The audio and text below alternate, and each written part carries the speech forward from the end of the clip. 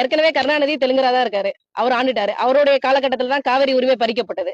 எம்ஜிஆர் மலையாளியா இருந்தாரு. அந்த நேரத்துல தான் முல்லை பெரியாற்றினுடைய பராமரிப்பு பணி வந்து தமிழர்களை விட்டு மலையாளிகளுக்கு போனது. அதே மாதிரி கன்னடரா இருந்த ஜெயலலிதா அம்மா காலத்துல பல்வேறு விதமான பிரச்சனைகள் வந்து இருந்தது. மாற்று மொழியினருக்கு நாங்க ஏகப்பட்ட வாய்ப்புகள் கொடுத்துட்டோம். அவங்க தமிழரா நின்று ஆட்சி செய்யல. இந்த தமிழ்நாடு இன்னைக்கு முழுக்க முழுக்க போதையின் பிடியில இருக்கு. இந்த போதையின் பிடியில காரணமா இருக்கிறதுக்கு காரணம் ஐயா கருணாநிதி 1971 சட்டமன்றத்துல மதுவிலக்கு இருந்த தமிழ்நாட்டுல மதுவிலக்கு ரத்து செஞ்சு போட்டதான் முதல் காரணம். டாஸ்மாக நிறுவனப்படுத்தியது எம்ஜிஆர். பீர் கூலிங் பீர் வேணும்னு சொல்லி டாஸ்மாக் கடைகளுக்கு ஃப்ரிட்ஜ் வாங்கி கொடுத்தது அம்மையார் ஜெயலலிதா.